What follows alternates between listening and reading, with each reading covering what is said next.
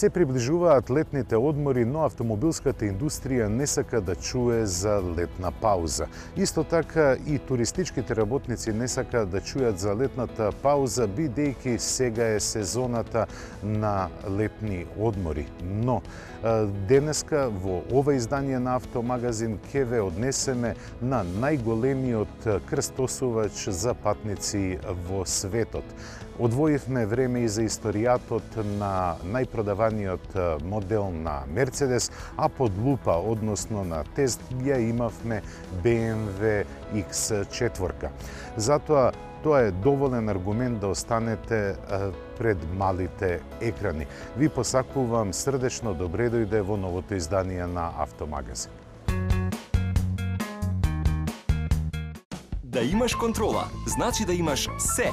Преземи контрола и одбери Корола. Сега Toyota Corolla бензин за само 13.590 евра или Toyota Corolla дизел за 14.990 евра. Одбираш Корола, одбери и пакет, регистрација и полн резервоар или една година каско осигурување или алуминиумски бандажи. Патосници добиваш во секој случај. Имај се. Toyota, always a better way. Запознајте ја новата звезда во флотата на Mercedes-Benz. Новата Е-класа, која го прави секое ваше патување. Патување во прва класа. Mercedes-Benz, the best or nothing. Go. Go with the wave. Lead the brave.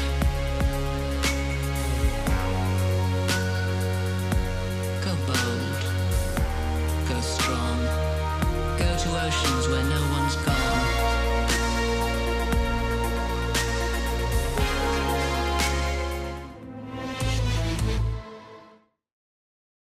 Да се создаде моќен мотор е како креирање на неодолив парфем. Се селектираат најдобрите состојки. Така, тој ќе ги поттикне твоите чувства, кои ќе ги паметиш до крајот на својот живот. Peugeot 308 со 1.6 Blue HDI мотор за 190 евра месечно.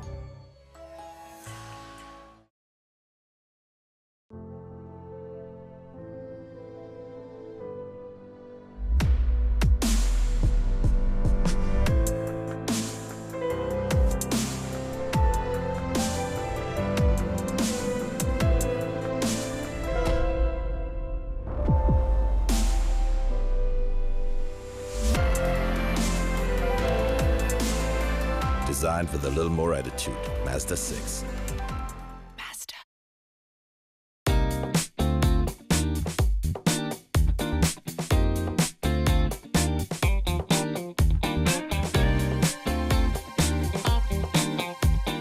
За ситуациите во кои што сте без решение, земете семеен пакет Одличен 7 од Евроинс. Пакетот вклучува домаќинско осигурување, патничко и осигурување од незгода. Одличен 7.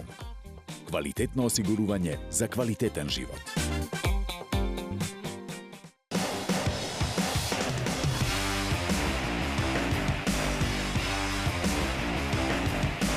Пред повеќе од 40 на години во Соединетите Американски држави започна трендот на моноволуменците. Крајслер беше прв во светот кој ги представи токму овие возила, а овој тренд во Европа го превзема Рено со представувањето на својот Еспас.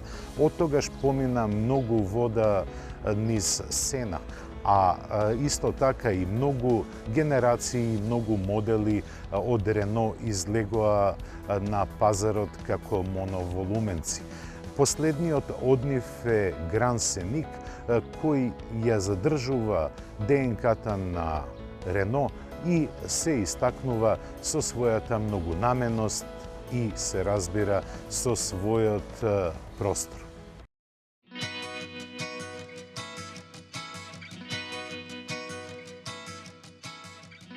И новиот Renault Grand Scenic продолжува со интегрирањето на кросоверските карактеристики во моноволуменската форма.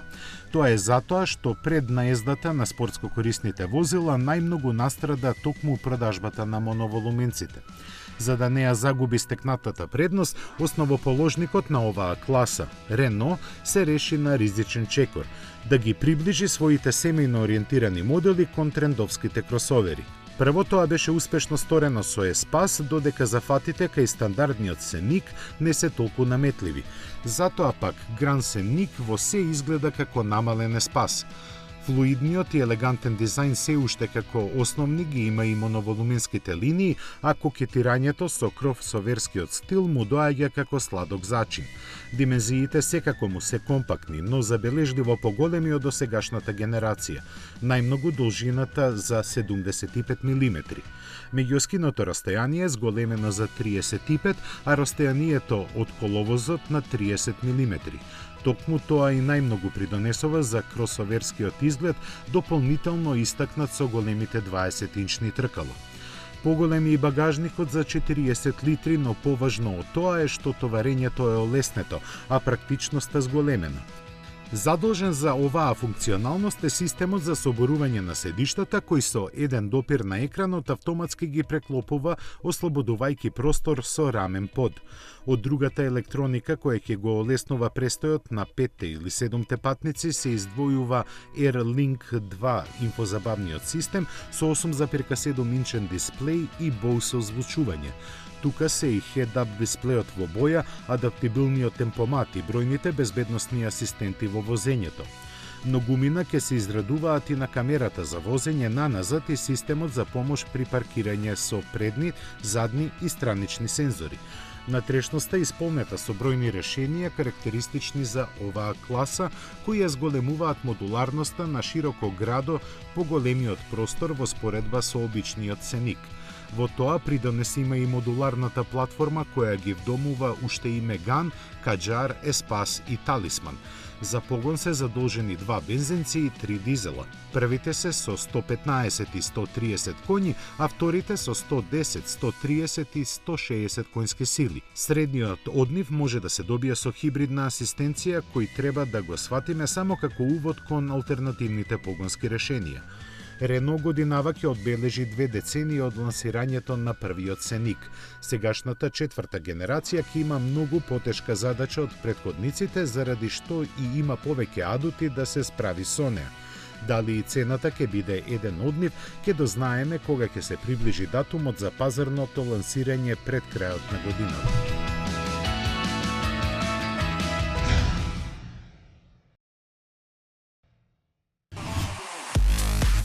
Од Тајланд, каде се произведува новиот пикап на Fiat со ознака Fullback, пристигна во Европа.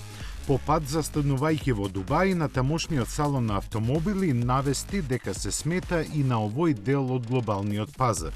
Познатите линии упатуваат на кооперацијата со Mitsubishi, што е доволен доказ за издржливоста со која ќе ги убедува европјаните да се одлучат за него.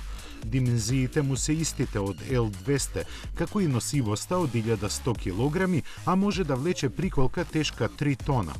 Погонот ќе го добива од 2,4 литарски дизел со 150 и 180 конски сили, спарен со 6-степена мануелна или 5-степена автоматска трансмисија. Ќе биде на располагање со погон само на задните или на сите 4 тркала со редуктор, како и со управувач на левата или десната страна. Деталните спецификации и цените ќе бидат прилагодени на секој пазар поединечно, но се очекува во вкупно 4 изведби. 2 главно се наменети за работа и ќе имаат единечна или продолжена кабина со задни помошни седишта. За оние со специјални барања е намената верзијата само со шасија, а изведбата со двојна кабина е повеќе за викенд возење. Токму тие купувачи ќе бидат и најмногу задоволни бидејќи Fiat им подготвува серија Mopar, додатоци специјално наменети за разубавување на Fullback.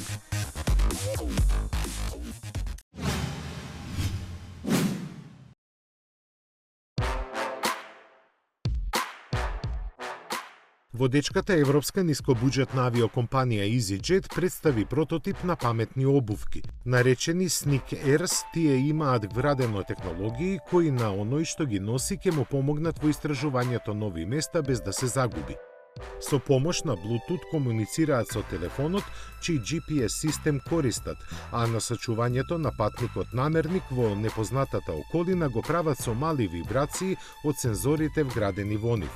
Од EasyJet велат дека ги развиле овие обувки да им го прават полесно и попријатно патувањето на своите 70 милиони корисници. Затоа и не треба да изненадува што е најавено дека ќе се продаваат само во нивните авиони. Никакви детали за цената, бојата или датумот кога би биле достапни засега не се објавени.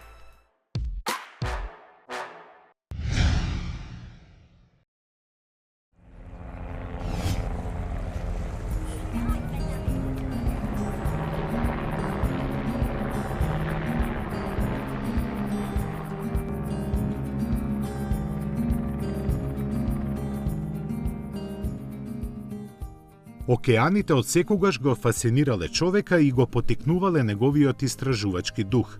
Последните 120 години тој се пресели на автомобилските тркала, но предизвикот на морските широчини остана. Сега живее во поинаква форма, благодарејќи на прекуокеанските луксузни крстосувачи. Најнов меѓу нив во едно и најголем на светот е Harmony of the Seas, кој штотуку го имаше своето промотивно патување. По нарачка на американскиот туроператор Royal Caribbean International, французите го градеа 32 месеца за цена од $1 милиарди. Има должина од неверојатни 362 метри, височина од дури 70 метри и бруто тежина од 227.000 тони. На неговите 18 палуби превезува 6780 гости и 2100 члена на екипажот. На гостите на располагање ќе им стојат 23 базени и 20 ресторани, меѓу кои и оној на Джейми Оливер. Нивото на луксуз може да се предпостави, но за да подобро го сторите тоа, ќе споменеме дека поседува бионички бар со роботи место шанкери и виртуелни балкони на кои гостите во собите имаат поглед во реално време на дестинацијата. Велат дека интернетот што го има е најбрзиот на море, а за брзината на движењето од 40 км на час се грижат 8 дизел мотори со вкупно 132.000 конски сили кои произведуваат струја за 7 пропелери. Оваа инаугуративна сезона Harmony of the Seas ќе ја помине на Медитеранот, правејќи 7-дневни тури меѓу Барселона и Рим по цена од €1.000. Есенва ќе отпатува преку Атлантикот, каде ќе продолжи својот блескав луксуз да го нуди на гостите кои ќе сакаат да пловат меѓу Карибите.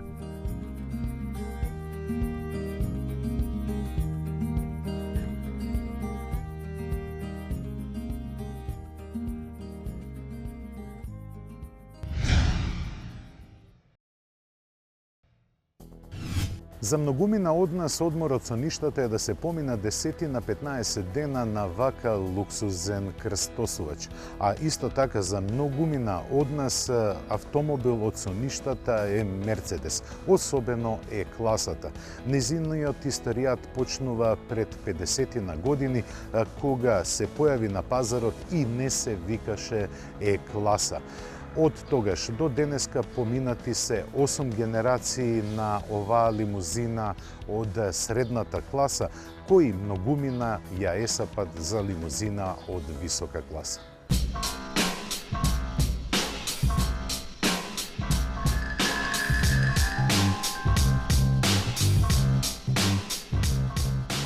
Кога е во прашање марка како Мерцедес и модел како е класата, тешко е да се определи кој е точниот датум на раѓањето. Провлекувајќи се низ историјата на автомобилизмот како нејзин рбет, овој модел ги влече своите корени уште од 1936 година. Тогаш на свет дојде 170 В, кого аналите го признаваат како нејзин предок.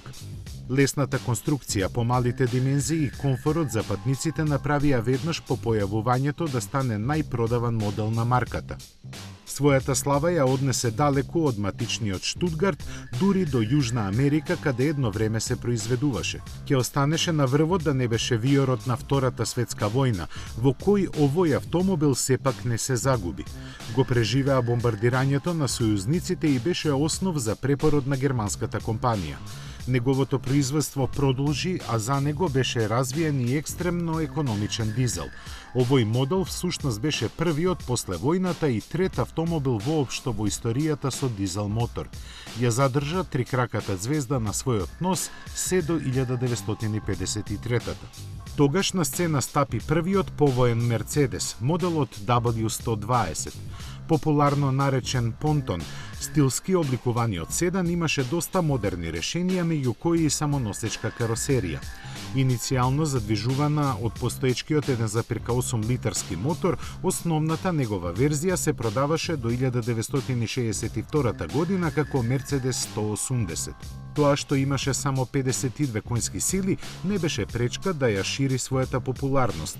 Постигнуваше максимални 126 км на час, а забрзуваше до 100 за долги 31 секунда.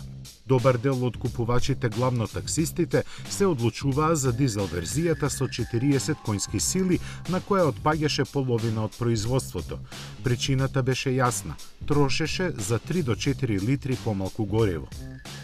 Со текот на времето изгледот благо му се менуваше и добиваше нови и посилни мотори, а за поголема безбедност на пешаците и трикраката звезда закачена на ладилникот со пружина. За 9 години, колку што беше актуелен, Мерцедес продаде 440.000 возила од овој модел, а дел од нив стигнаа и до Соединетите Американски држави. Неговиот наследник, моделот 190 со техничка ознака W110, беше прв што имаше задни крила со облик на перки. Телото му беше дериват на полуксузниот W111, заради што имаше и широкоградив натрешни димензии. Модерниот за тоа време изглед, кој подсетуваше на американските патни крстосувачи, беше вистински хит и за 7 години Мерцедес произведе скоро за половина повеќе отколку неговиот претходник. Дел од заслугите отпаѓаа на неговата веќе докажана техника, која овој модел ја имаше на почетокот. Моторите подоцна беа заменети со 2-литарски, а се вградуваа и 6-цилиндрични агрегати. Сепак преовладуваа дизелите со околу 2/3 од производството, заради што е заслужен за ширењето на оваа моторна технологија и покрај подсмевот на автомобилските новинари. Беше и првиот Мерцедес над кој беа направени краш тестови, и тоа со брзина од 80 км на час. Дури белгискиот увезник вешто го конвертираше во караванска верзија, која и покрај скромниот успех најави една нова ера во историјата на автомобилите. 70-тите години на минатиот век ги одбележа владењето на W114. Примероци од овој модел се уште се среќаваат по улиците, факт што сведочи за неговиот квалитет произлезен од новоразвиената шасија. Заедно со класичниот троволумински дизајн делото на французинот Пол Брак, тој е заслужен за значителниот пораст на имиџот на марката на глобално ниво. Во бројки изразено тоа значеше 1,9 милиони примероци, колку што за вкупно 8 години излегува од 7 различни фабрики. Далеку најбројни беа верзиите 200 во бензинска и дизел изведба, како и 220 дизел. Бројките во ознаките стриктно ја следеа за фатнината на моторите, кои за разлика од поранешните модели ги имаше во поголем број. Меѓу нив беше и првиот 5-цилиндричен дизел.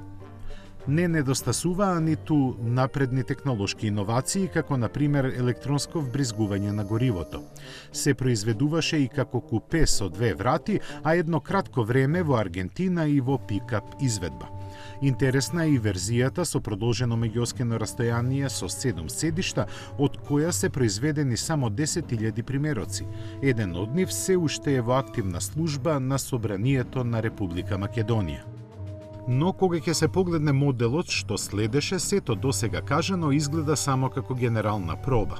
Во 1976 беше годината која на сцена стапна W123, автомобилот што направи Мерцедес да биде Мерцедес. Гледано од денешен аспект не одскокнува со ништо посебно, но се појави во вистинското пакување во вистинскиот момент. За 9 години постоење се продаде во рекордни 2,7 милиони, станувајќи најпродаван модел во историјата на марката. Неговиот успех го охрабри Мерцедес да започне со пополнување на гамата и во другите класи. Моделот 190 беше само почеток на спиралата која и ден денес се одмотува. Самиот W123 пак предизвика ситуација дотогаш непозната во Германија. Толку беше баран што се создаде црн пазар за него. Луѓето го купуваа за да го препродадат. Така оние што не сакаа да чекат по 12 месеци за него плаќаа и по 5000 марки повеќе за да го добијат веднаш. Посебно беа барани дизелите, тоа што, на пример, најпродаваниот 240D имаше 65, а моделот 200D само 54 конски сили, никому како да не му пречеше. За информацијата да биде комплетна, треба да се знае дека редовните цени му се движеа помеѓу 19 и 27.000 марки. Мерцедес W123 ќе го паметиме и како прв со турбодизел мотор и официјално прв караван во гамата на марката. Трагата што ја остави беше толку длабока што изгледаше дека неговиот наследник тешко може да ја стигне, но само изгледаше.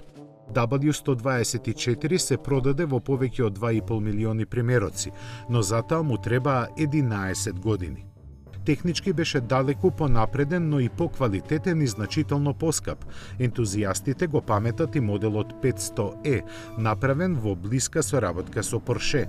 Неговиот 8-цилиндричен мотор со 326 конски сили го отвори погледот кон она што денес е понудата на AMG. Беше и последниот Мерцедес кој официјално беше означуван со бројки. Дури пред крајот на неговиот живот во 1993 година, унифицираната номенклатура за означување на моделите го прекрсти во Е-класа. Иницијално оваа буква се користеше за означување на моторите со вбризгување на горивото, техничка карактеристика која масовно започна да се среќава токму во овој модел. За останатите генерации на Е-класата после него нема да зборуваме.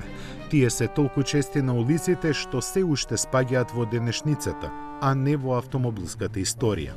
За крај ќе додадеме само дека Мерцедес кумулативно од сите генерации на Е-класата има произведено повеќе од 13 милиони возила.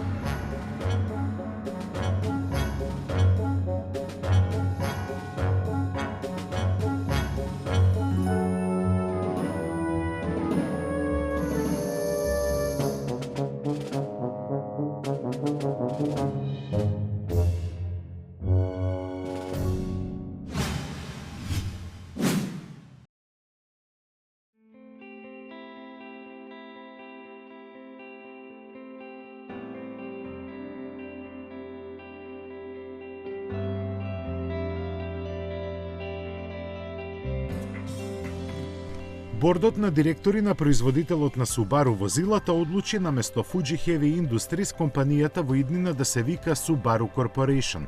Нивната одлука треба да биде потврдена од собирот на акционерите и ќе стапи на сила на 1 април 2017 година. Корените на Fuji Heavy Industries датираат од 1917-та со основањето на Aircraft Research лабораторијата, подоцна преименувана во Nakajima Aircraft. После бројните реорганизации, компанијата го добива сегашното име во 1953 година. Се занимава со широк спектар бизниси, од аеронаутиката до индустријски производи за општа употреба, но главни секако и се Subaru возилата. Токму и затоа со намера да се засили овој бренд е донесена одлуката Fuji Heavy Industries на својата 100-годишнина да стане Subaru Corporation. Годишното производство на Subaru во ланската фискална година изнесуваше 950.000 возила.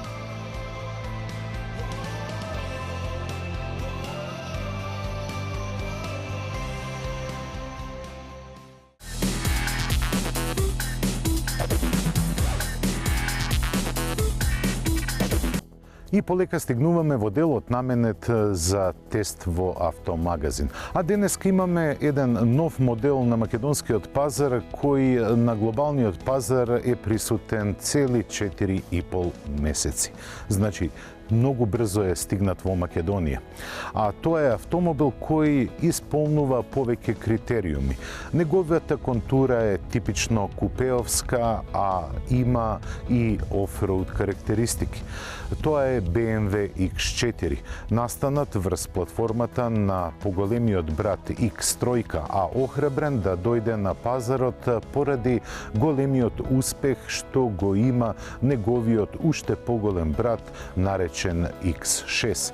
Денеска ќе седнеме зад управувачот на изведбата со 2-литрен твин турбо дизел мотор од 187 коњски сили и 2 литри за фатнина.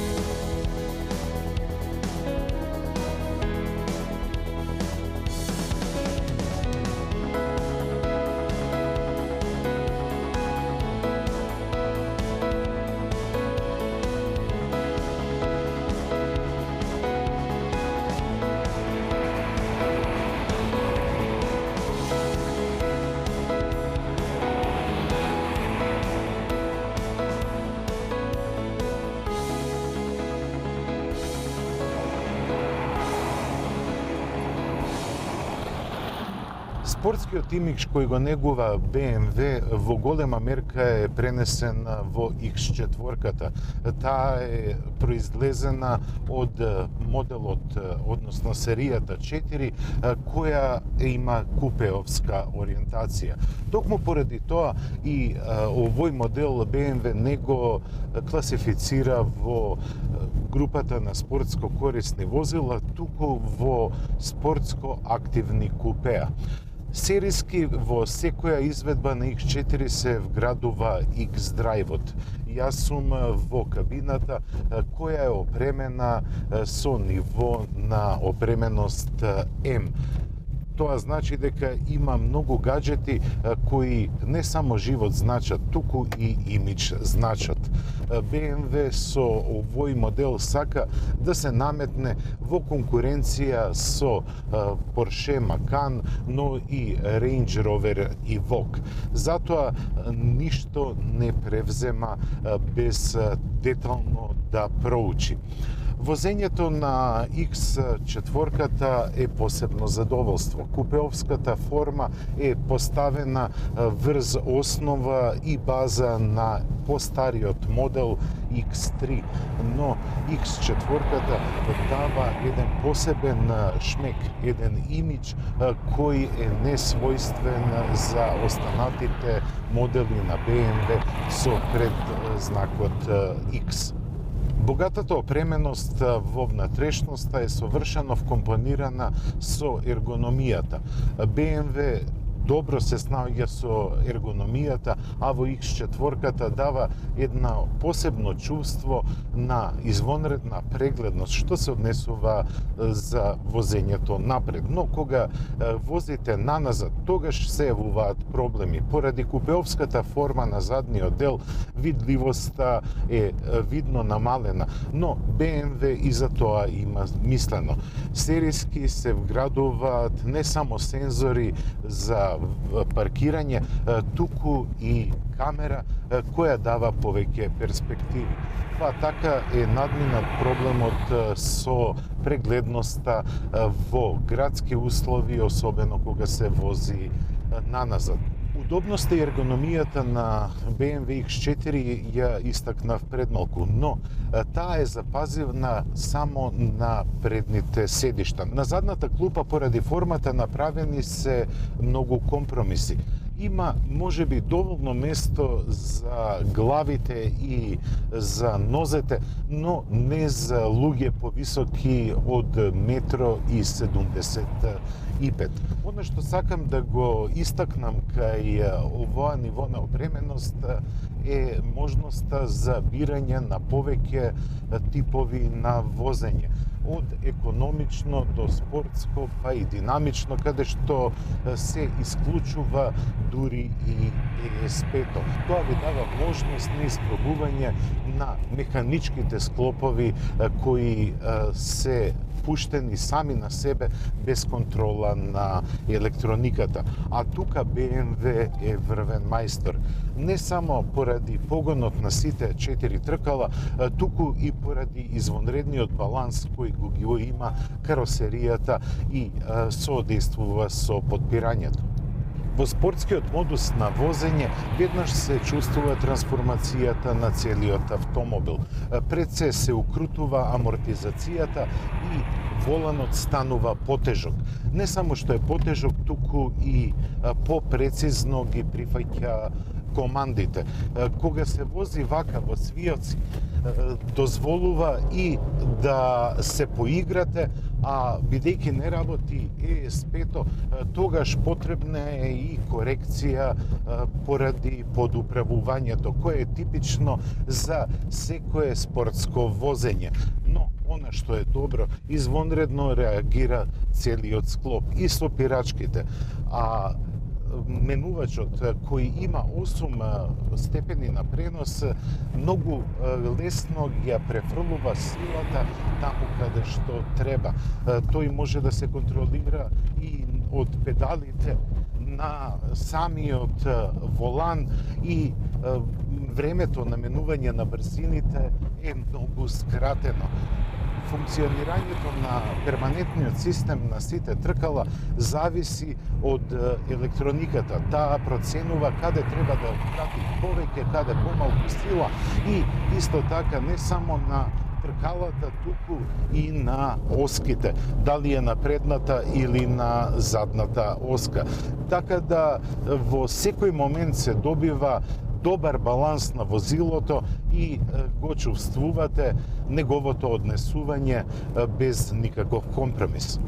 8-степениот менувач одлично избалансиран со моторот. Испод каубата се наоѓа 2-литрен 4-цилиндерски дизелаш со 2 турбополначи. Овие стероиди кои ќе се впумпаат во коморите на моторот произведуваат 400 Нм вртежен момент и врвна сила од 187 коњски сили. Тоа ви пружа голема диапазонна забава и можности при самото возење. А возењето, како што реков, е извонредно. Доаѓаме сега и до една категорија која е помалку непријатна, тоа е цената. Во М пакетна опременост X4 е несебично и богато опремена. Има дури и 19-инчни тркала и извонредни електронски помагала. Финишот е безкомпромисен, прецизен, квалитетен и не се слушаат никакви шумови од пластичните површини, ниту пак во голема мерка продираат шумовите од надворешноста. Но за ова задоволство, кое не е само возачко, туку и имидж задоволство, треба да се одвои дебел буџет. 70.970 евра чини возениот модел. Колку и добро да изгледа, тој влага во ценовна категорија која во BMW е доста распространета. За тие пари можете да земете многу добро опремена серија 5. Можете дури и со мало ценкање да купите X5. Но со X4 нема да го добијате оној имидж кој го пружа овој автомобил со ниту еден друг.